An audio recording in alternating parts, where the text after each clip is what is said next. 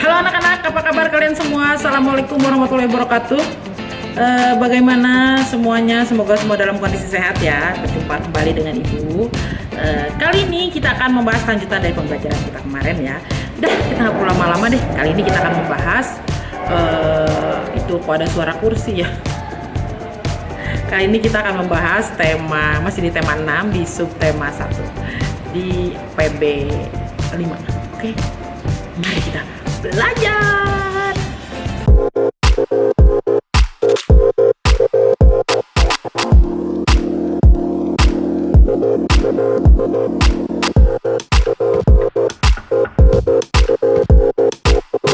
Ya anak-anak, mari kita mulai saja ke PB5 ya. Di halaman 49 ada dua buah gambar di sini, ada sebuah gambar A, B, A dan B.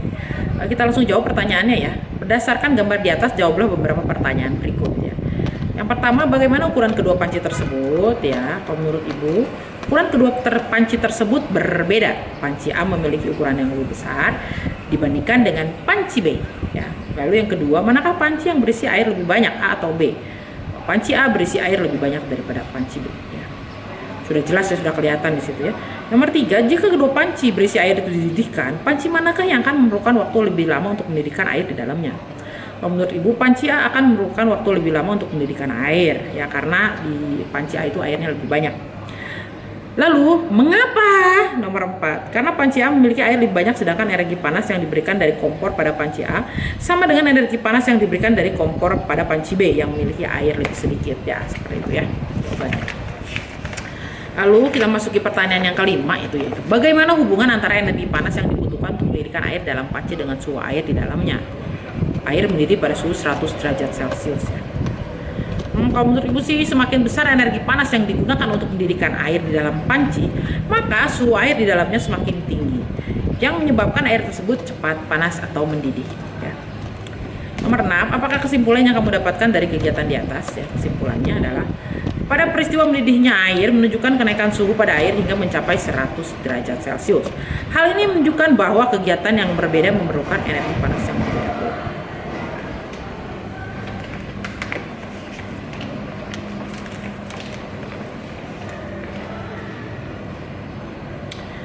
Oke ya, berdasarkan kegiatan tadi ya, identifikasi kegiatan sehari-hari yang menunjukkan penggunaan energi panas.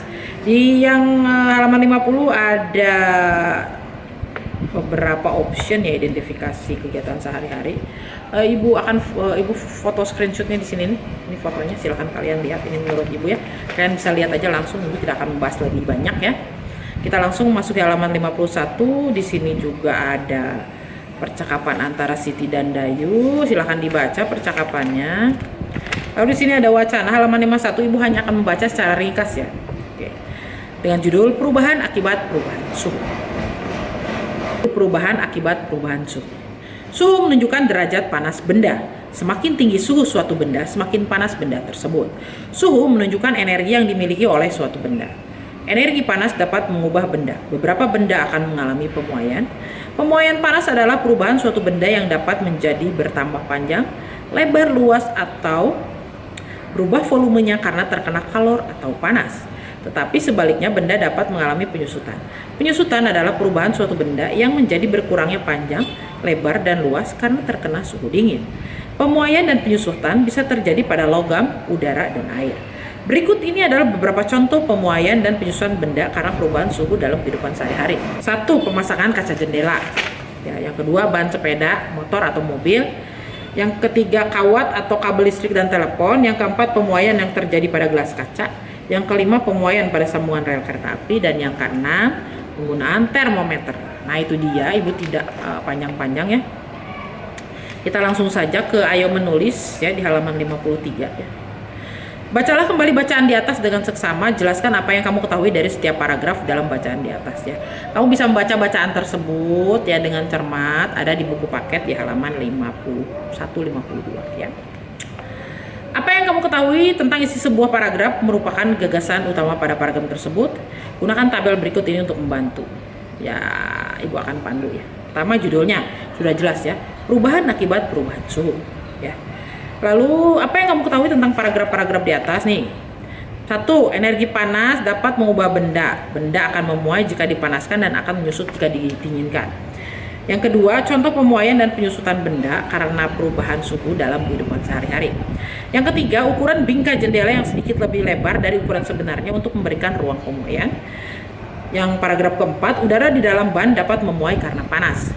Paragraf kelima, kawat atau kabel listrik terlihat mengendur dan tidak tegang agar tidak putus saat mengalami penyusutan. Lalu untuk paragraf ke-6, pemuaian yang terjadi ketika gelas kaca yang tiba-tiba pecah atau retak ketika dituangi air panas. Yang ketujuh, pembuatan celah antara dua batang rel untuk memberikan ruang muai sehingga saat terkena panas rel tidak melengkung. Yang kedelapan, cairan dalam termometer akan naik karena terjadi pemuaian setelah mendapatkan panas dari tubuh. Lalu dengan menggunakan tabel di atas, dapatkah kamu menjelaskan kesimpulan dari bacaan di atas? Oke, kita simpulkan ya. Kalau menurut Ibu, bacaan di atas menjelaskan bahwa energi panas dapat mengubah benda. Beberapa benda akan mengalami pemuaian, tetapi juga sebaliknya benda dapat mengalami penyusutan. Benda akan memuai jika dipanaskan dan akan menyusut jika didinginkan. Ya. Oke, itu tadi ya. Di sini juga ada Ayo Bernyanyi. Ini ada beberapa gambar gamelan ya. Dalam tangan ada pentatonis itu yaitu slendro dan plog ya. Beberapa lagu daerah dimainkan dalam tangan. Nah, namanya slendro dan plog. Gamelan adalah salah satu alat musik yang digunakan untuk mengiringi lagu-lagu pada tangga nada pentatonis. Beberapa alat gamelan yang terbuat dari bilah besi seperti pada gambar-gambar berikut. Silahkan kalian lihat gambarnya. Ini juga ada lagu Cincang Keling ya, pada tahu deh lagu Cincang Keling mah ya. Tahu Ibu tidak perlu. Untuk lagu Cincang Keling kamu sudah tahu, jadi Ibu tidak perlu menyanyikannya lah. Ibu langsung aja ke tabel halaman 57. Di sini ada melengkapi tabel tentang lagu Cincang Keling. Nama lagu Cincang Keling. Asal daerah Jawa Barat, tangga nada yang dimainkannya itu slendro ya. Arti lirik lagunya, ingatlah manusia, hati harus selalu tenang agar agar mendapat dunia yang penuh rahmat maksudnya, jangan sampai ketinggalan walau masih jauh ya.